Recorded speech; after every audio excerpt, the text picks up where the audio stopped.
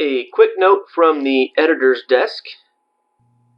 We experienced some technical difficulties in the recording of this episode. We realized that as we edited this, we had some audio syncing issues between Melissa and myself, where our audio was off by around a second. So there are times where it sounds like we are talking over each other. Hopefully it's not too distracting for you to miss the content of the show. Please write in and let us know if you find it too distracting. But without further ado, theme music on.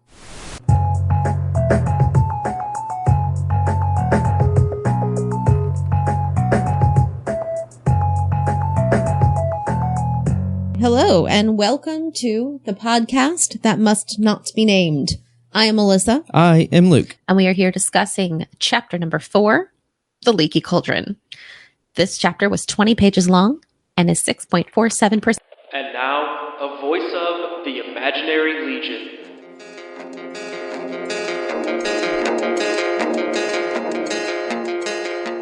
Chapter 4, The Dripping Vat. I'd like to start off by saying this is one of my favorite chapters in the whole series. Not necessarily for the action that's in the chapter, but for the glimpse into everyday wizarding life that we get. The chapter starts off with Harry staying on his own in Diagon Alley, free to get up whenever he wants, eat when he wants, and basically just do whatever he wants, which is a freedom that he has not previously enjoyed. It seems like a genuinely enjoyable period in Harry's life, which are pretty few and far between, especially during the summer months. He meets all kinds of characters in the Leaky Cauldron, from warlocks and dwarfs to what looks suspiciously like a hag, which it really doesn't go into a detail explaining, but found that very interesting. He explored all the shops in Diagon Alley and ate at outside cafes. He overheard many discussions on various topics, everything from moonstones to Sirius Black, the recently escaped prisoner. Heard a lot on Sirius Black. He even got help from Florian Fortescue of Ice Cream Parlor fame on his homework assignments. So not only was he able to work on his homework assignments out in the open, he even got help from some pretty prominent wizards. One of the most exciting moments for Harry was the introduction of the Firebolt, which is a broomstick at Quality Quidditch Supplies. After they introduced it, he ended up going back every day and checking that thing out. They claimed it to be the fastest broom in the world, and told us that 7 of those were being ordered by the Irish international squad, who are said to be favorites for the World Cup. Although Harry was tempted, he showed true self-restraint by not inquiring to the price. But, like I said, he did go back every day to admire the broom. Harry also did his normal Diagon Alley activities, basically the stuff he does at the beginning of every book when he goes to Diagon Alley. He goes to Gringotts, he buys his school supplies, his robes, his spell books. And when he's buying his spell books, he discovered that Hagrid's monster book that he gave Harry as a gift was actually the required text for Cure Magical Creatures. So made a lot more sense now why Hagrid said it would come in useful. While Harry was shopping for books, Harry noticed a book on death omens. Harry was back in the fortune-telling section and noticed a book on death omens, which featured a big black dog on the cover, which harkened back to what he saw in Magnolia Crescent. Throughout the chapter, Harry met several Hogwarts friends and acquaintances who were buying their supplies as well, including Seamus Finnegan and Dean Thomas. He also saw Neville and his grandmother, who he described as formidable, but he actually avoided them and stuck to just hoping that she would never find out about his impersonation in the earlier chapters. Finally, on the last day before leaving for Hogwarts, Harry meets up with who he's been waiting for this whole time, Ron and Hermione, of course. Obviously, they spend a little bit of time catching up, talk about the vacations that Ron and Hermione have been on. Ron's been to Egypt. Turns out his family won a prize from the Daily Prophet, and Hermione has been to France. Let's see. They also discuss Harry blowing up his Aunt Marge and kind of go back and forth on why he got off scot-free. Of course, Ron just says, well, it's you, isn't it? Just referring to Harry's general fame. Hermione decides she wants a pet, so the 3 of them troop off to the Magical Menagerie, where Ron mentions his rat Scabbers has been looking a bit off color ever since he brought him back from Egypt. So he does get him some rat tonic, but in that conversation, the shopkeeper mentions that a common garden rat can't be expected to live longer than 3 years, even though Scabbers has lived much longer already. Instead of buying the owl that Hermione intended to buy when she went to the store, She ends up buying a ginger cat named Crookshanks. While they're in the store, Crookshanks goes crazy, goes after Scabbers, and Ron has already labeled him a terror. The trio meet back up with the rest of their group, so the rest of the Weasley family, and there's so a topic discussion there. Mr. Weasley mentions that the Ministry has pulled off all the employees from their regular jobs to work on catching Sirius Black. Follows that up by saying that he really thinks the Azkaban guards will be the ones to catch him. We do learn that Percy has been made a head boy at Hogwarts, which is a title he takes very seriously, and a title that Fred and George enjoy mocking. After supper, so they all get together, they have supper together, and after supper, there's some action upstairs, but Harry ends up going down to retrieve Ron's rat tonic, and overhears a heated conversation between Mr. and Mrs. Weasley. It turned out that they were arguing about Harry. Mr. Weasley wanted to warn Harry that the Ministry believes Sirius Black escaped Azkaban just to come after Harry. He had been overheard saying he's at Hogwarts in his sleep prior to escaping. According to Mr. Weasley, Black thinks killing Harry will bring you-know-who back. Mrs. Weasley counters that Hogwarts is safe, and the two of them discuss the Azkaban guards. Mr. Weasley expresses his very negative opinion about them. After hearing the Weasleys' conversation, Harry realizes that Fudge had been lenient with him because he was so relieved to find him alive. He'd made Harry promise to stay in Diagon Alley, where there are plenty of wizards to keep an eye on him. All sorts of people looking for Sirius Black there, so it would keep Harry relatively safe. And Fudge was sending 2 Ministry cars to take them all to the station tomorrow, just so the Weasleys could look after Harry until he was on the train. In spite of all this, Harry really didn't feel scared. He definitely believed that the safest place on Earth is wherever Albus Dumbledore happened to be. And, of course, on the next day, he was going to be where Albus Dumbledore stays. So he felt like he was pretty safe and really didn't have a whole lot to worry about. In fact, the thing that bothered Harry most was the fact that his chances of visiting Hogsmeade now looked like 0. The chapter ended with Harry reassuring himself into his mirror that he was not going to be murdered. To which the mirror replied, "That's the spirit, dear."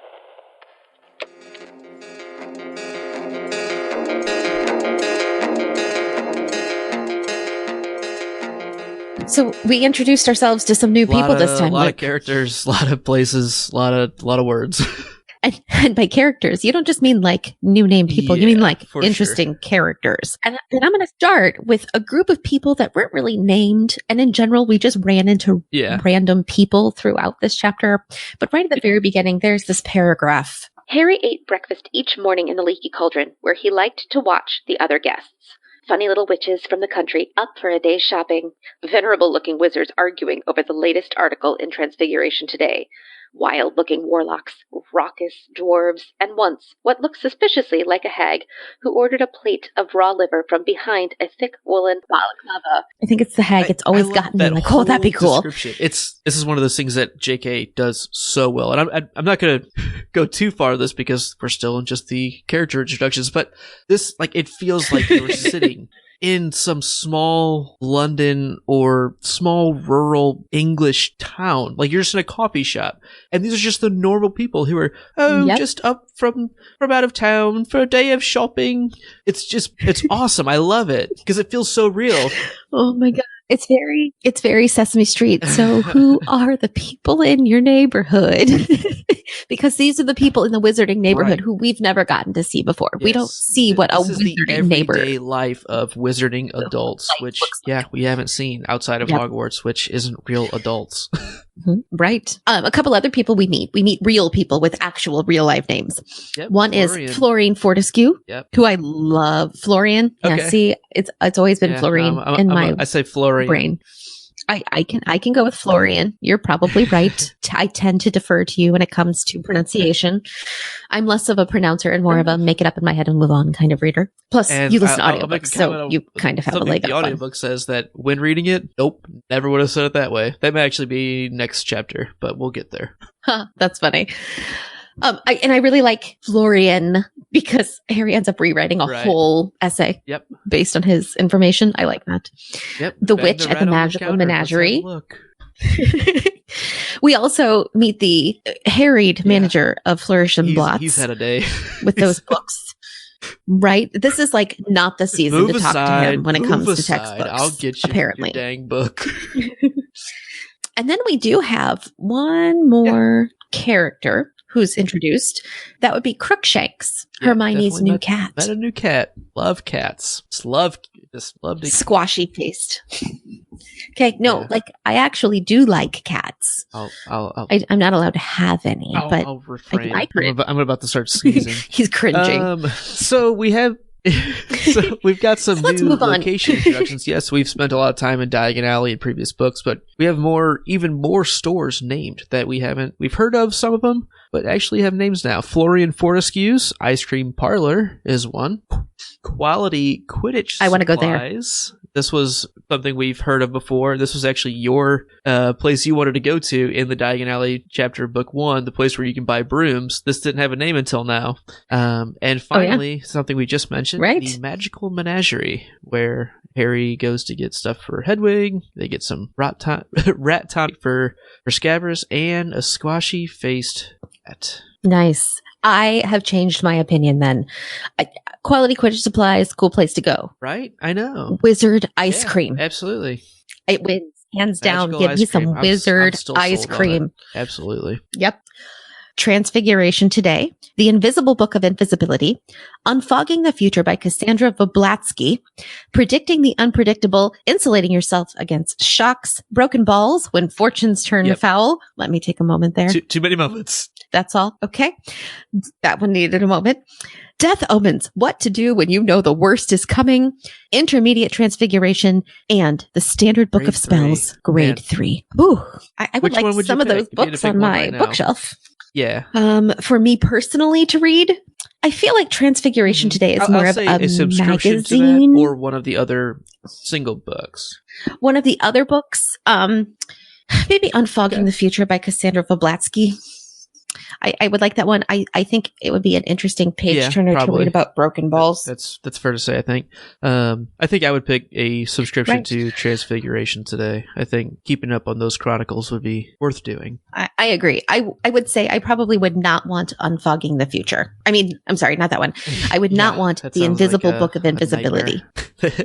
That scene was funny with the manager. I liked that one. So some other Magicabulary we have in this chapter, non-publications, are a Lunascope, Gobstones the game, the Firebolt with a Breaking Charm, and while we're in the Magical Menagerie, we hear of Double-Ended Newts, Gigantic Tortoise with Jewel-Encrusted Shells, Poisonous Orange Snails, and Rat Tonic, and don't forget about the Quidditch World Cup. We hear about that early in the chapter, along with the Irish international team as well. Who just put in an order for all their new Firebolts.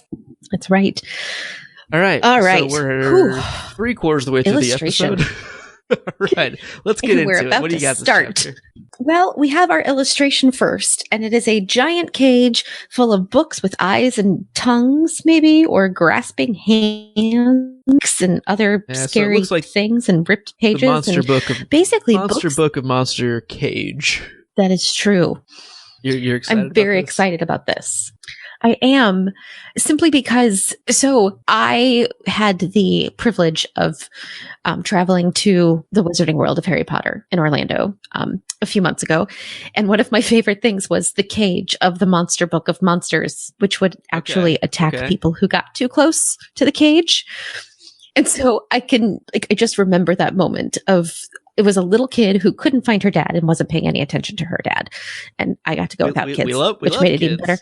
And I watched this little girl go up to this cage, and this thing just went after her, and she screamed and ran and couldn't find her dad. It was yes, that's what it's really supposed to do. But it worries me that some of the pages are torn out. That was great. Do you get a refund for is it just a percentage? The longer you wait to get your book, the less pages it's going to have, the bigger of a discount you get. But you're going to fail your class.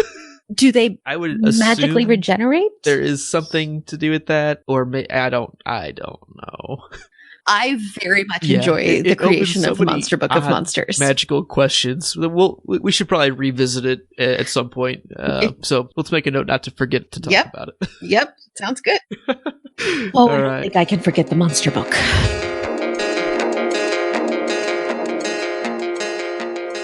All right. So my first real thought on this chapter was the freedom of living alone at the age of 13. Who wouldn't love sounds that? Amazing. That sounds amazing. I mean, not to a parent, but to a 13-year-old. It sounds amazing. Grown-up 13-year-old ever. Like, just because of the circumstance. And by grown up, boring. In certain ways, yeah, but he clearly is pretty responsible. Like, he's fended for himself in so many different ways. This seems like, yeah, he probably should be living on his own at this point. Better than with the Dursleys. But it's not like Fudge realizes this and that's why he got to live there on his own. So I don't know. I just find it really interesting. I wonder what my kid, at that age would want to do. Like, oh yeah, let's do it. And what kind of trouble would they get into? A lot of good restraint for sure. Doesn't buy the lunoscope. Doesn't buy he doesn't even ask for the price. The firebolt. And he even has the forethought to be like, I don't want to run out of the gold because I bought this now and have to ask the Dursleys for money in my 6th year because I can't buy my spell books. Like, pretty forward thinking for sure. Right. Not something you'd expect from a kid, but somebody you would expect from somebody raised by the Dursleys who's never gotten anything ever. No. Right. All right.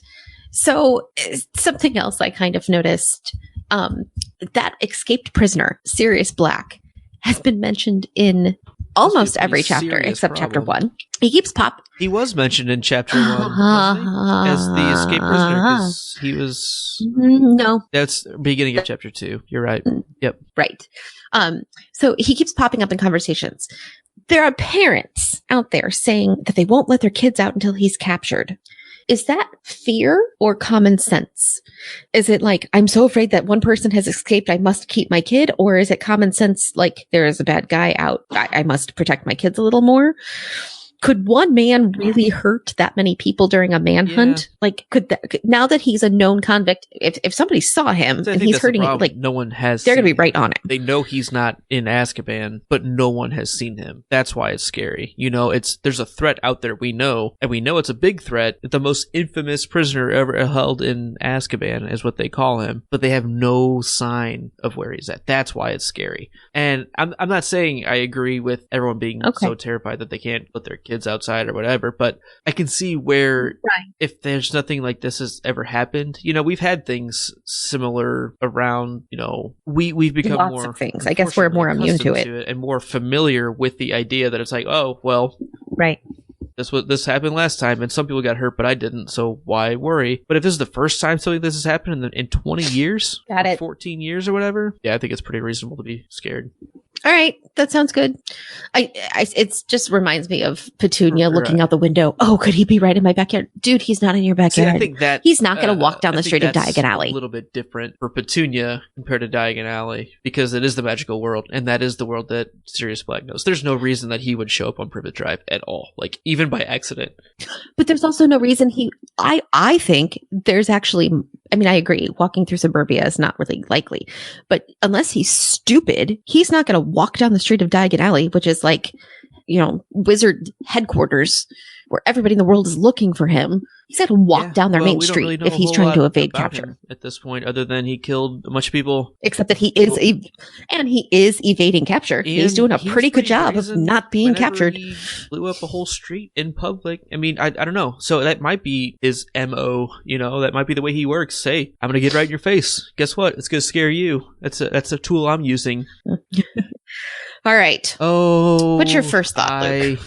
Love this chapter. This is my favorite chapter in the entire series, I think. I'll keep an eye on other ones as we go, but I remember reading this when I was 12, 13, whatever it was, and that it's only like the first 5 pages before Harry and Hermione or before Ron and Hermione even show up. That freedom that he has. It's not even so much that, it's just one, it's really fun to see Harry interacting with normal, everyday wizarding things. It's great for him. That's where he belongs.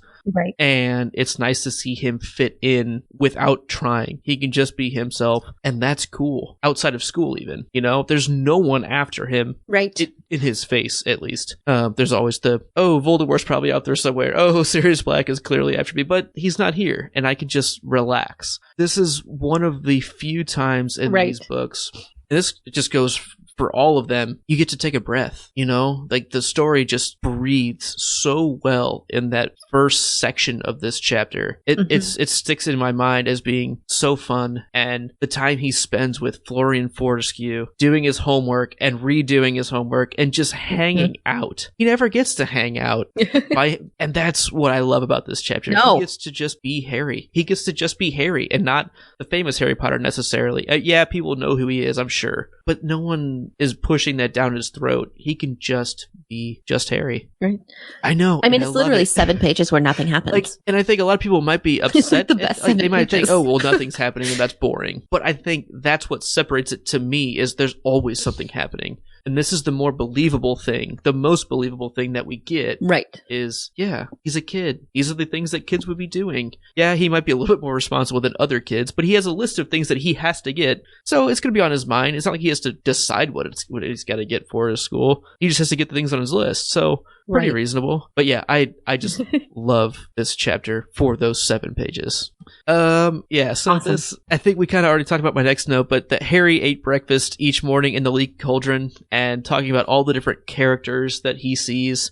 It's right in that whole section, and it's so well done. It feels so believable. Like I said, at the an hour ago in our character introductions, it just feels like this small little coffee shop or like diner in London town that people are just coming and going. Like, that's exactly how a big city should feel. And there's people from out of town coming in to just shop for the day. It's just great. And it's exactly what I would want to do if I went there. 2 weeks in Diagon Alley, this is the best 2 weeks. Like, this is just relax, actually enjoy being there, experience it. That's what he's getting the chance to do. Right.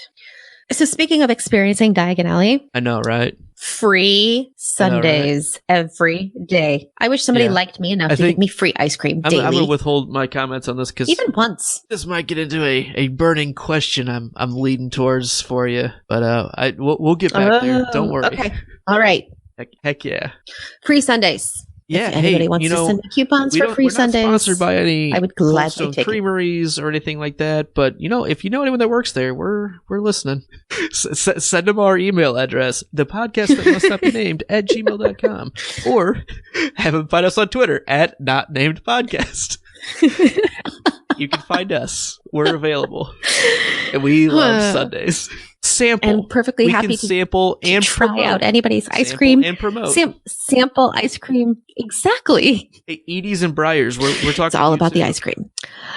I will take small mom and pop ice cream too. You guys just contact us. I mean, I'm a we'll big fan of homemade. Yes, we are here to help you. We'll promote for ice cream. Okay, go for it. So I'm going to move on to my next thought. One of the things that Harry chooses not to buy is the model of the galaxy, right? This model would allow Harry to bypass the need for astronomy class. What is the need for astronomy class? Never met the teacher. What exactly is the purpose? Not only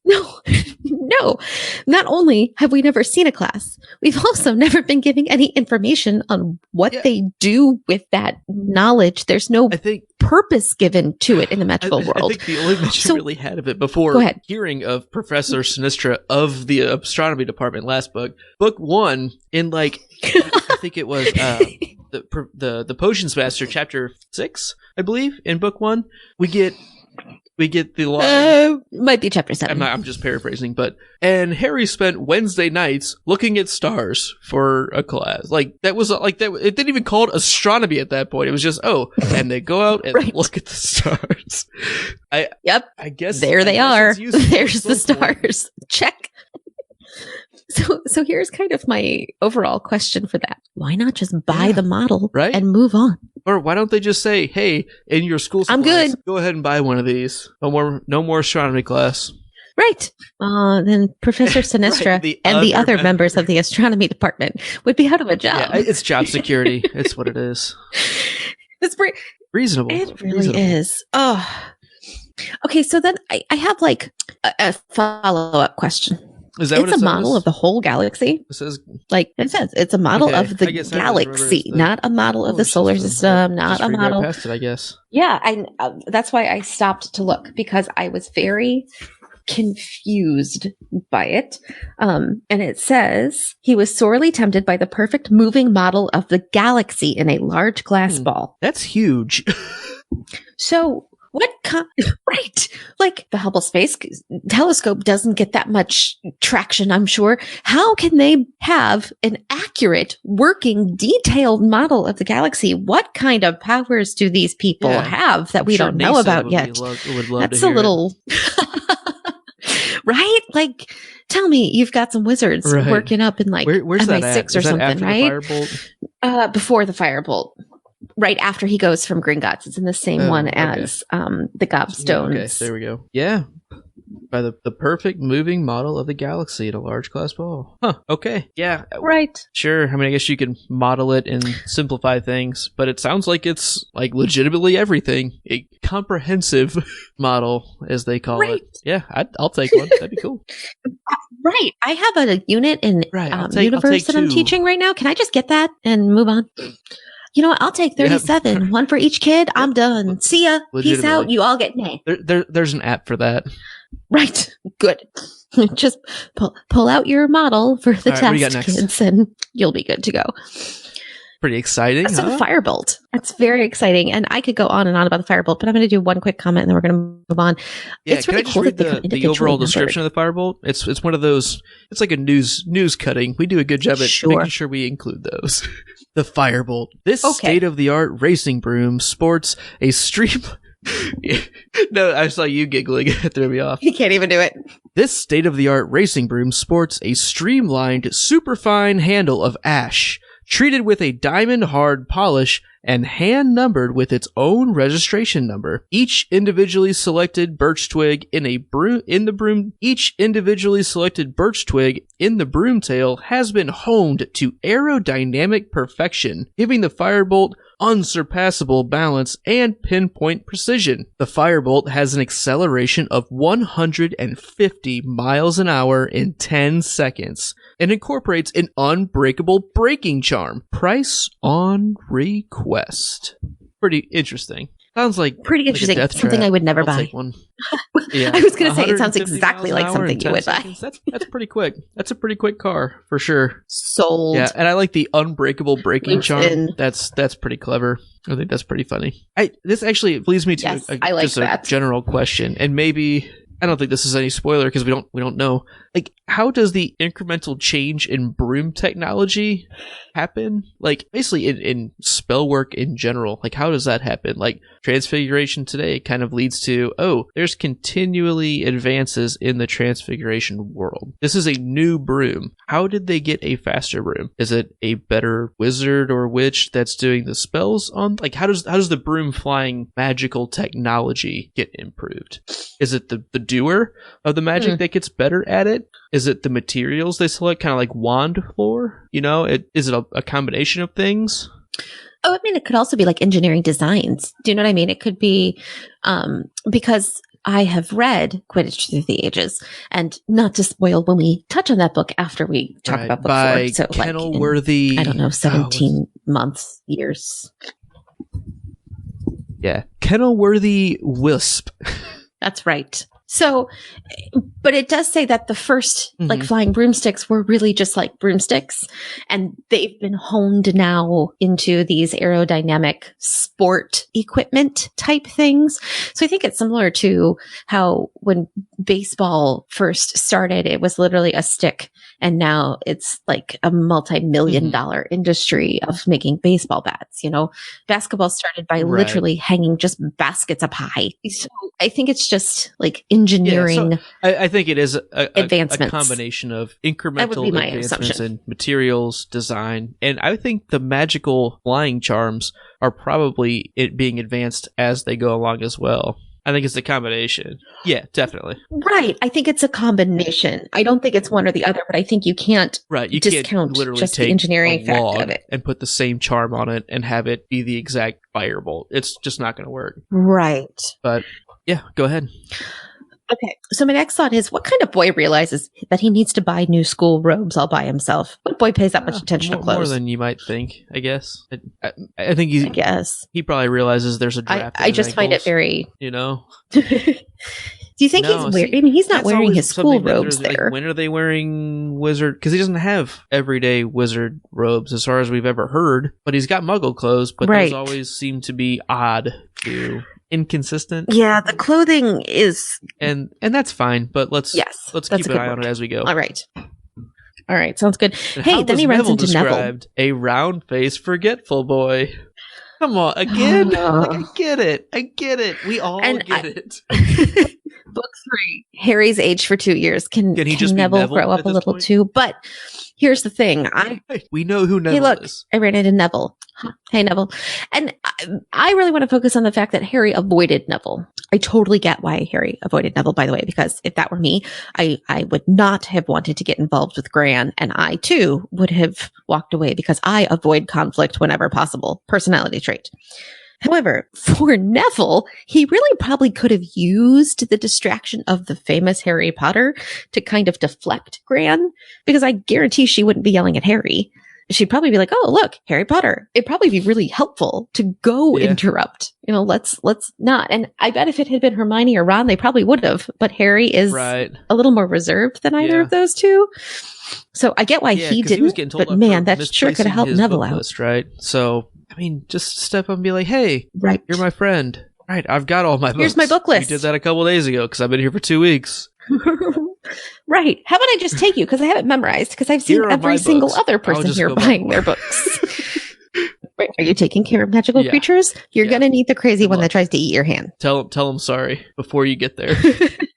I know, right? All right. So let's talk about Ron and Hermione showing up. I thought it was pretty funny the way that they were described. It says they were there, both of them, sitting outside of Florian Fortescue's ice cream parlor, Ron looking incredibly freckly, Hermione very brown, both waving frantically at him. That's a pretty odd way to describe Hermione, just very brown. And I think this speaks really interestingly to the notion of Hermione as woman of color character, which is a more recent J.K. Rowling and The Cursed Child, all of that current event issue.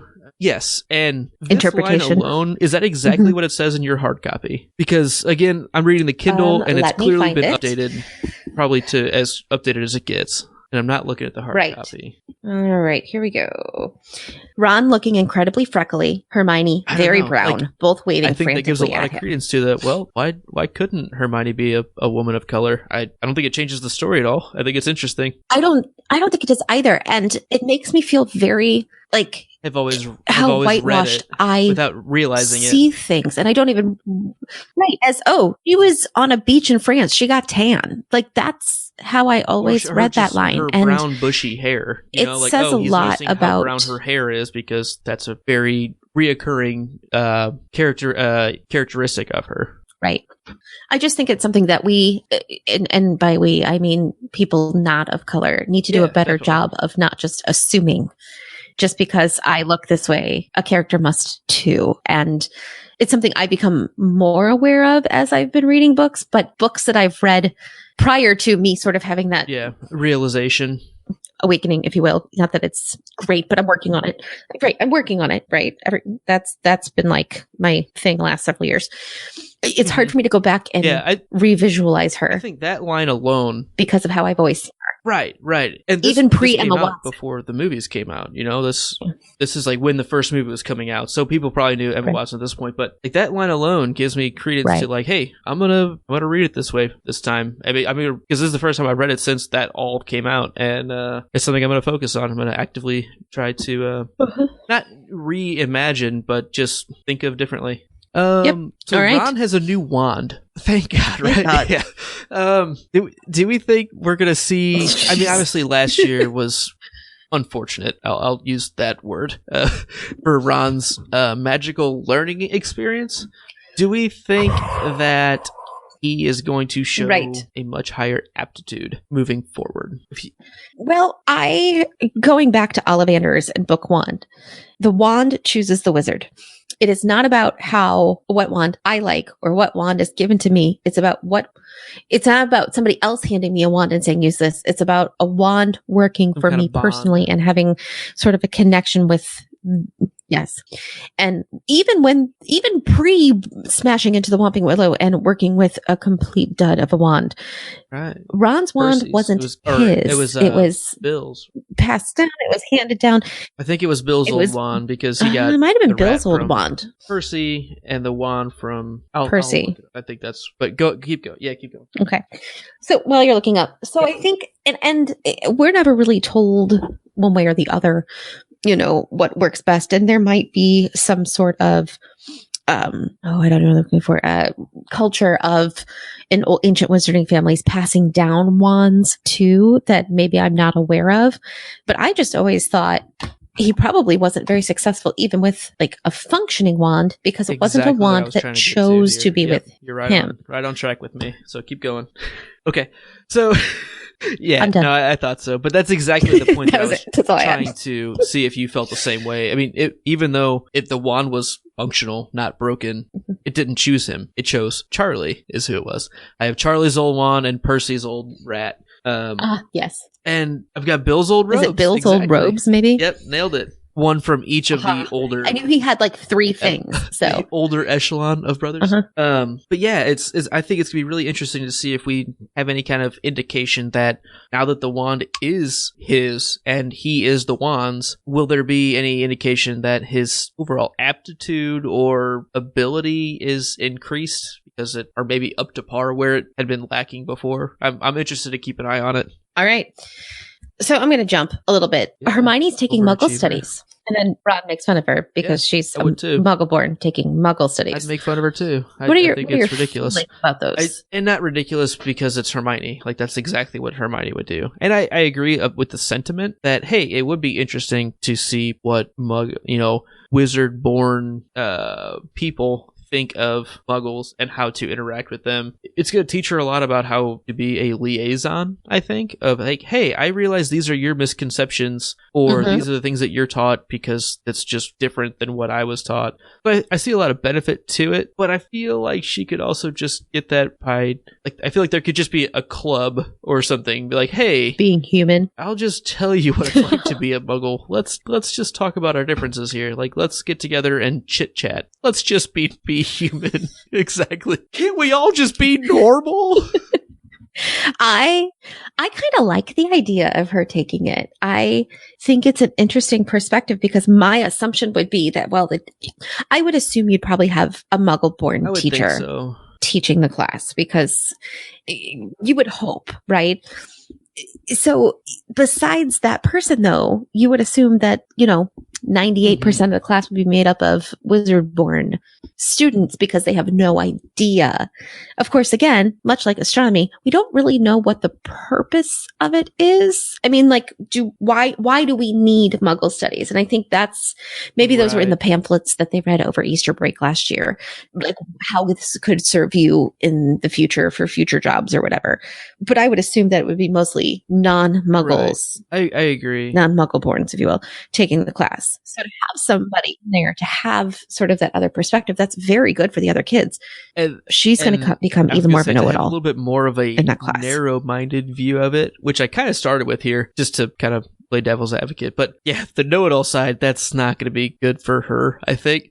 But at the same time, like, did she join the class knowing that she would have all the answers, for one? And two, is this a way for her to force other kids to be her friend? Like, or, I really don't think that, but like, because I believe her intentions really are hey, Hermione. I'm very curious and I want to see, because clearly the mudblood thing was a big part of last book. So that probably affected her because that's the first time she may have been subjugated or, called out as being different, other than being a persecutor is a very good word. Persecuted. And so maybe she's trying to understand more of what are the perceptions and how is this overall thought, even by maybe not people who are not actively hating Muggles, but the normal everyday wizard thoughts on Muggles. Let's go to the Magical Menagerie. The Magical Menagerie. First of all, do I want a white rabbit that changes itself into a black top hat? Or do I want a tortoise with a jewel-encrusted shell? The rabbit. What do you think? So why did you ask the question? I don't like animals. because I like they were really intriguing to me. Like, but I don't like animals. So sorry, people. It's not that I dislike animals. I'm just not one to have them in my home. I'll say it that way. Until my son arm twists me to get a puppy. He's working on it. He's not getting one yet, but he's working on it. I feel like I'd be more likely to have the tortoise. Speed. Come on, that was. You're so funny. That was necessary. You're so. That was necessary. Funny. You're not funny. Mostly because I'm gonna just run right past that one. Mostly because it doesn't shed. God, I sound like a mom. Maybe it sheds jewels. See, now I could get behind that. Done. Right, that's different. Yeah. Tortoise okay. with a jewel encrusted shell. I'm in. Like, that's cool. Sheds jewels. Go get your Roomba to go pick them up for you. Right. Oh man. Awesome. I don't have a whole lot of thoughts on the Magical Menagerie, other than they kind of talk about scabbers and how ordinary garden rats are usually like a lifespan of 3 years. Okay, but what about the rats and that too. that have powers? What powers does any a rat of the creatures have? that we've seen have? Like, I'm my tortoise sheds jewels. Specifically to the animals that made it onto Harry's book 1 school list of possible pets. Which, right, they have, and we know the owls are useful. There's some kind of extra magical mentality, brain power that they have. You can just hand an owl a letter that has a name on it, and it can get that letter to that person, even if they're on a hut on a rock in the sea. Like, that's pretty impressive. And I like an idea that we flew out there is that it's more of the owl post that figures out where that person is, and it changes the address on there when it's delivered. Just saying, there's something pretty cool in there. Mrs. Norris, the cat, clearly seems to have some kind of more intense intuition, something tracking going on there. Skills. Trevor the Toad is very good at escaping.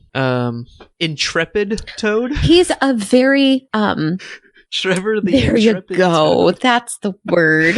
The Houdini of toads. Intrepid Trevor. Trevor. So we're gonna hook up in Trevor with White Top Hat Rabbit. Yeah, that sounds like a show. That sounds and like a they're gonna go on the road. There. Freak show. I would have other people pay. But yeah, to go what see that. can rats do? We really haven't seen too many rats in the story other than Scabbers, who is clearly being called out as being useless and extremely old. So maybe that's his magical powers. And old. Extremely long rat life. Yeah, maybe. Do rats juggle? They're pretty good at rats mazes, cook? I hear. Like the rats and the Muppets, they cook. Right. Yeah, depending on motivation. Okay. All right. Speaking of Scabbers, poor Scabbers, he got attacked by that horrible monstery weirdo cat, Crookshanks, that Hermione bought. I mean, I've always liked cats. I've always had like a place in my heart for the loner, aloof, I'm going to like you, but I don't have to be like friends with you kind of thing cats have going on. I relate to that. But that guy was like, why are you attacking Scabbers? Like, I get it. He's a rat. It's a little frustrating. There's 40 other rats jumping around. Like, right. Have at them. Who They're are not fresh. somebody's They're pets. Lean meat. Scabbers is, he's on the ropes. You know, he's not in good shape right now. That's not going to be good meat. Come on, cat. Crookshanks. No. I know. All right. So then we finally run into the other Weasleys. Yeah. They're around. I kind of like that Ron's parents let Ron and Hermione kind of go off. I kind of like that Ron's parents let Ron and Hermione go off into Diagon Alley, sort of unsupervised. You know, like, okay, go, we'll meet you back. For a day. That's true. Well, he was technically he had Hermione yeah. watching out for him, so he was really supervised. Mm-hmm.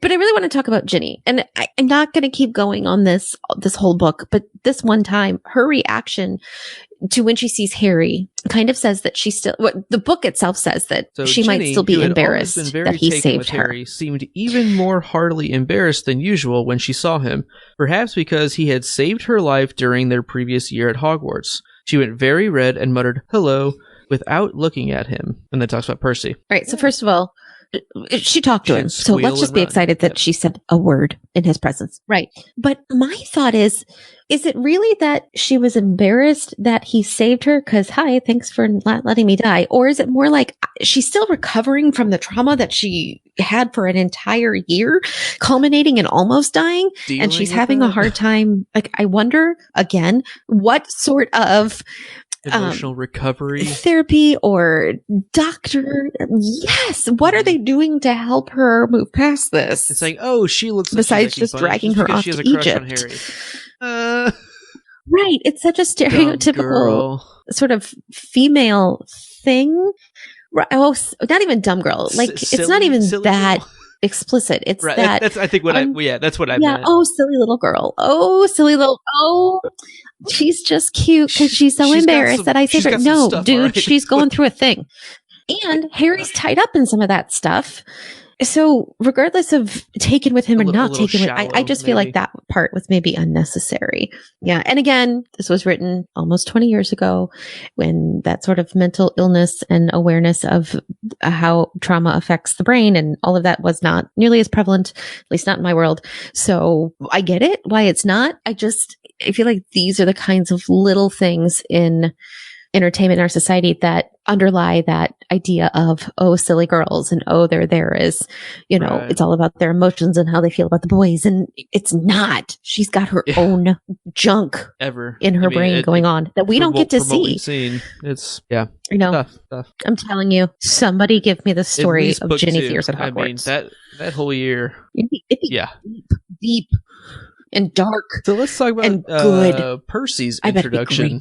Percy, however, held out his hand solemnly as though he and Harry had never met and said, "Harry, how nice to see you." "Hello, Percy," said Harry, trying not to laugh. "I hope you're well," said Percy pompously, shaking hands. It was rather like being introduced to the mayor. "Very well, thanks." "Harry," said Fred, elbowing Percy out of the way and bowing deeply. "Simply splendid to see you, old boy."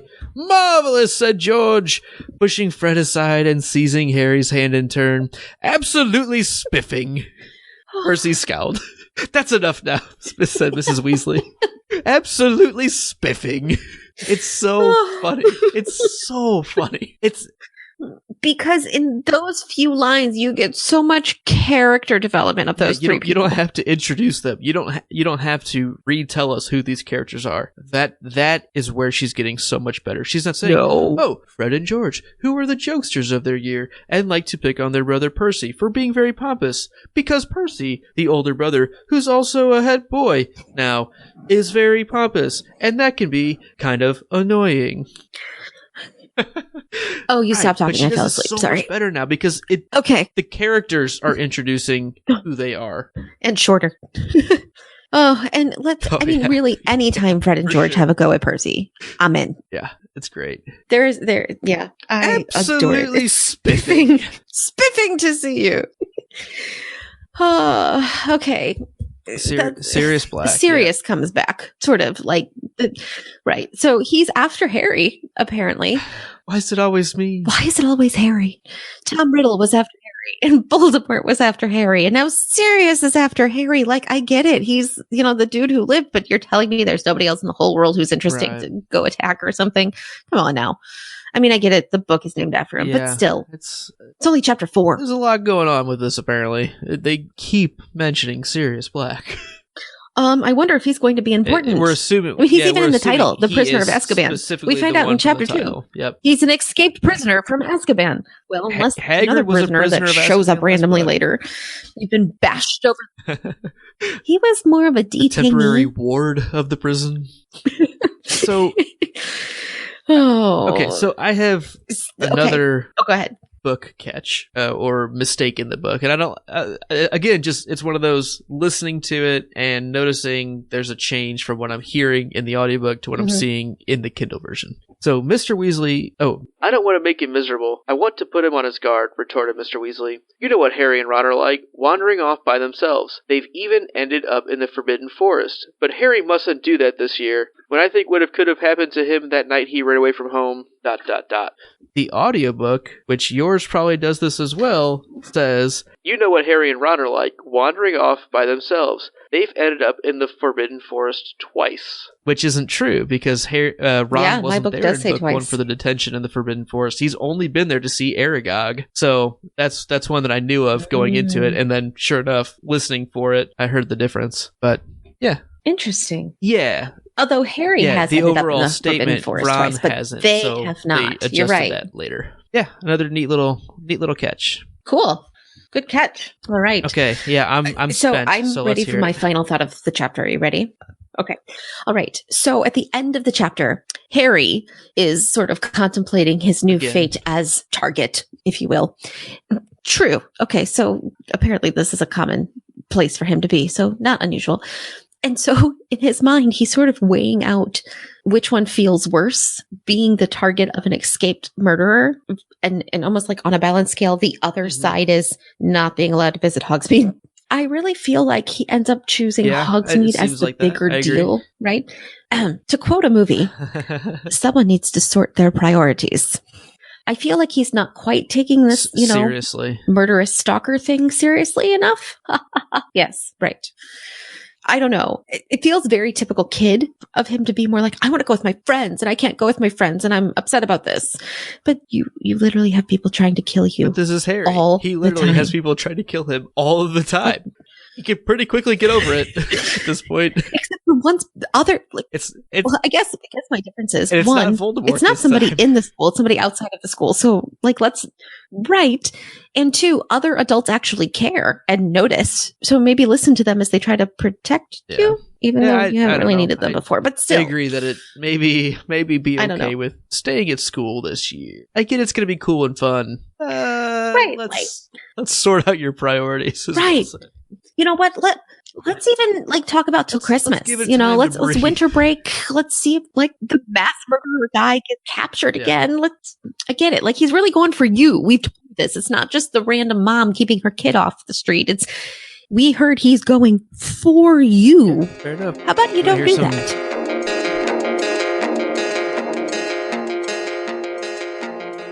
Questions that might or might not be burning. All right. Okay. Question 1. Go for it. Why do you think Florian gave Harry free ice cream sundaes every half hour? My sort of ulterior motive answer is I'm wondering if Cornelius Fudge requested the shopkeepers to keep an eye on Harry, and that was a good way to keep him in place. Oh, yep, I got him, and if I just keep this coming, he won't leave. And so we know he's taken care of. Different angle than what I was thinking. So definitely, I all right, what were you as thinking? A kid, read this, and every time I read this as, oh, that's just Florian being really kindly. Hey, this is fun, hanging out and chit chatting with Harry Potter, and hey, let's just, because it's cool, and hey, let's just hang out and do homework. That's fun. Because I imagine it's not all that busy around Diagon Alley at this point in the summer. Kids are out playing, people aren't shopping a whole lot necessarily. So hey, let's have a customer. Fine, cool. So then my mind, as I get older, jumps to, this is Harry Potter that's sitting at Florian Fortescue's ice cream parlor, right out in front. That is free advertising for him. It doesn't become free because he gives him away free ice cream. But if Harry Potter is the one hanging out at Florian Fortescue's, he gets, other kids will too. And if you can get even 5 people every hour, 10 people every hour, it is. But I still I don't want to make Florian out to be as I don't know what the word is I'm looking for, as ambitious or self-serving in that regard.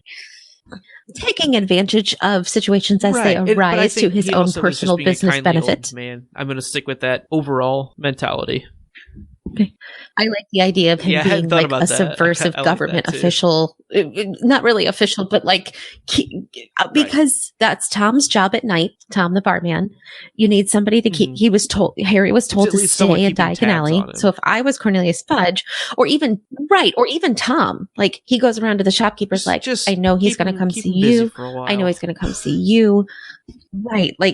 Just let me know if you see anything weird. And then maybe Florian goes one step further and says, well, how about to keep him out of trouble? I keep him here. Question 2. Are Harry's worries about what's your next one?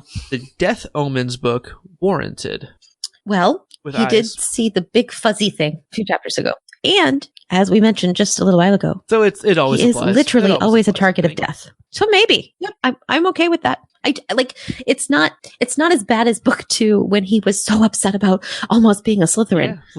This is a worry I can get behind for him. Be aware of that. Right. Now, if Dean Thomas started having these worries, I'd be like, dude, what are you worried about? But Harry Potter totally should be worried about death. 3. Do you think there's something fishy about Hermione's new cat? Squashy face. I think there's something ugly about Hermione's new cat. I don't know. Poofy orange thing. I think the cat has it out for Scabbers, and I don't really know why. I didn't know cats were magical, so maybe there's some qualities we just don't know about yet. Maybe we'll find out more. Question 4. How did Percy get to be so pompous? Like, it's funny. It's definitely funny because of Fred and George. But how did that happen in this family? I just don't get it. Or maybe especially with him not even being the oldest. He sees Bill and Charlie being naturally charming, and he's not, so he has to play those cards. Maybe that's what it is. Maybe it's a middle child thing. As the oldest, I don't really know. Oh, you're really deluded. It's okay. I think maybe it's an inferiority complex, you know? I have to be smarter than Bill. I have to be better than this. I have to be. And so the more you start comparing yourself to someone else, especially someone else as close as a sibling who excels, I think the more you can fall down that path. Because I think Ron has some of those similar tendencies. But I think the difference between Ron and Percy is that Percy takes that and creates an inflated version of himself in his own brain where he starts to believe his superiority as something that really is true. And Ron takes almost the opposite.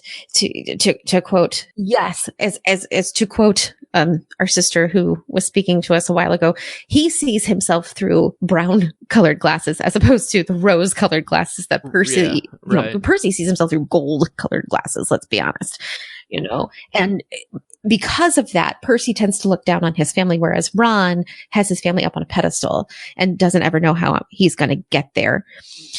And I think they have the same inferiority complex, and they're just taking it very different ways. Yeah, and it doesn't. We haven't really met George or Charlie, but Charlie seems cool. You know, like he was cool. Like, yeah, I'll take your extra dragon, whatever. Like, I'll get that up your hands. Pretty cool older brother thing. Like, hey, don't worry about it. Percy wouldn't have done that for him. Right. And we don't know enough about And we don't know enough about Ginny either. But at the same time, like, I bet even Molly and Arthur aren't like that so much because they're very different than what we've been told as old wizarding families like the Malfoys or whatever. And they kind of own it. So they don't seem to worry as much about what people think about them, at least as far as we can see. We haven't seen them interact too much with age group peers other than Lucius Malfoy. So. But yeah, I don't know. Right. I really like that the Weasleys in general, even though they have incredibly similar traits, they are really unique characters, but you can see where each one fits in the family and how they were developed as part of that family, but how they each grew separate limbs off of that tree. Question 5 for chapter 4. Yes. Should Mr. Weasley have told Harry about Sirius Black? Even though Fudge tells him not to, Mrs. Weasley kind of says he probably shouldn't. I mean, us as the, I'll say, sidekick to Harry, as the reader, we want him to know these things. But should Mr. Weasley have told him? I don't really have an opinion one way or the other, and that's not entirely true. Sorry, I thought I had made a note on this somewhere, and I cannot remember where it is. Okay. I think that Harry maybe needs to know. I wish he hadn't overheard it. Okay. I wish it had been a direct tell, because I wonder if the information Mr. Weasley was given to Mrs. Weasley was the same version of the information he would have given to a 13-year-old. Does that make sense? Because I think Harry maybe needs to know, 13-year-old version. Maybe he needs to know it in a different filter. It filtered or maybe a bit. He's withholding things from Molly because she needs to be protected for some reason, but Harry should know something. I don't know. Mm-hmm. So it's always better to get information directly from the source than, over here or secondhand, or like even today, I might read an article that I find on Facebook, and literally 2 days later, a different news outlet has just restated some of the things in the article I read from 2 days ago. And it's like, yeah, but you're missing these key points because their readership is different or whatever. It reminds me of skews it a John Mulaney stand-up comedian. He's got this skit where he talks about the New York Post. He rips on it as like, I love reading the New York Post. It's like you're talking to somebody who heard the news, and it's just trying to tell you what they remember. It's worth checking out, but it's very funny, and it seems like it fits this conversation pretty well. Like, sometimes you're not getting the full story. You're just getting what someone can remember who heard the story. Yes. Whew.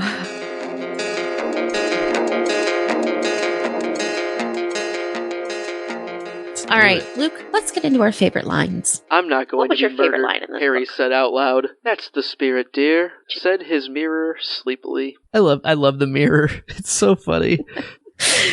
I love the mirror. Yeah, and there was... She had some other funny parts. Before the last day of the break. Here I don't know too. if you can find it quicker than me. Mm-hmm. It can't have been a death omen, he told his reflection defiantly. I was panicking when I saw that thing in Magnolia Crescent. It was probably just a stray dog. He raised his hand automatically and tried to make his hair lie flat. You're fighting a losing battle there, dear, said his mirror in a wheezy voice. And you don't really know if she's talking about with his hair or was trying to convince himself is that he didn't really see that thing. Yes. Right. So my favorite line you do is a Ronism. I tend to fall for the Ron-isms. I just do. I mean, you would think I liked the guy or something, and really he kind of drives me crazy, but he's the funniest of them all. And it's when Harry first meets Hermione and Ron and Diagon Alley, and they're talking about what happened with his aunt. And Ron says, I'd hate to see what the ministry do to me if I blew up an ant. Mind you, they'd have to dig me up first, Ron. because Mum would have killed me. Very Mrs. Weasley. Very Ron. Well, and very like our life growing up, because that's exactly how I would have felt with something like, oh, I'm going to get in big trouble. Yeah. Yeah, but I'm going to be dead because Mom will kill me first. Coming through is it'll get you. Yeah. And effective. Swift and harsh. Swift and harsh. Moving forward. Or for younger children. You know, it's never... I know.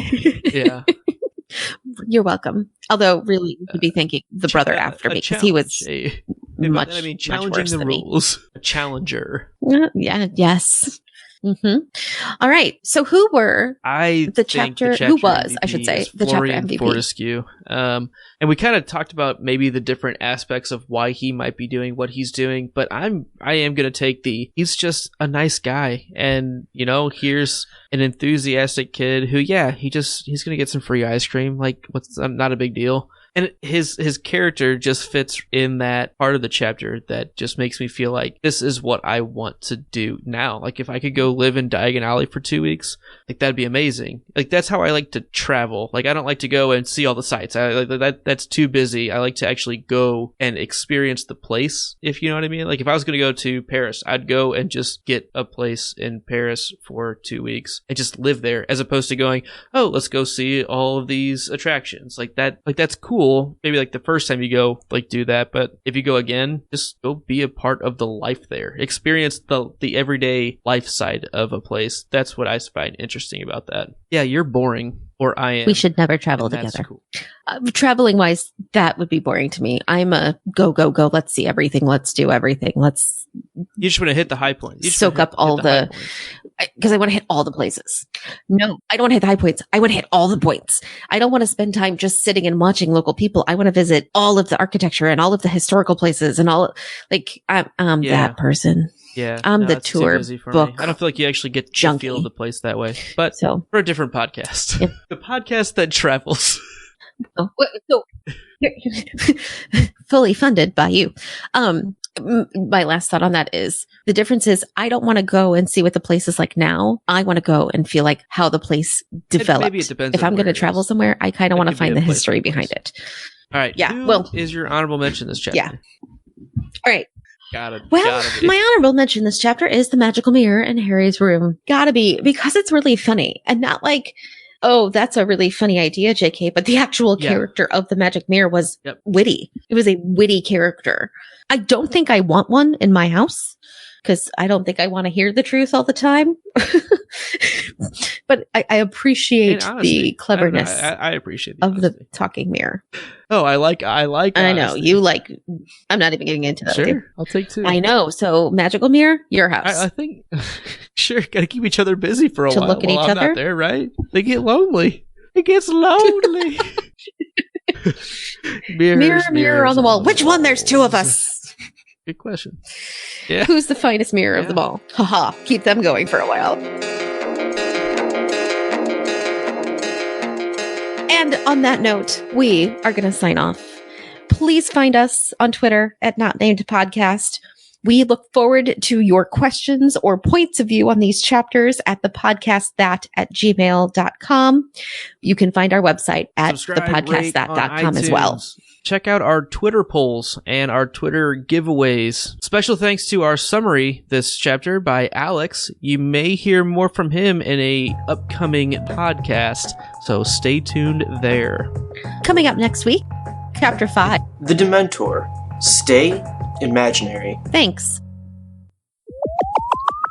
I wanted to thank you again for listening all the way through this episode. We know we had some technical difficulties. We really appreciate you listening through. Hopefully it wasn't too much of an obstacle to listening. If you found it too distracting, please let us know on email or Twitter. Now, for a more fun announcement, we have the winner of our Twitter giveaway. Congratulations to Evelyn Gilliam. Thank you everyone for participating and retweeting to help us share the word and following us on Twitter. It really has gone a long way. We've seen a huge bump in our Twitter numbers due to it. So, like I said, really appreciate everyone who participated. And Evelyn, Harry Potter and the Prisoner of Azkaban Illustrated Edition, illustrations by Jim Kay, is on its way to your home now.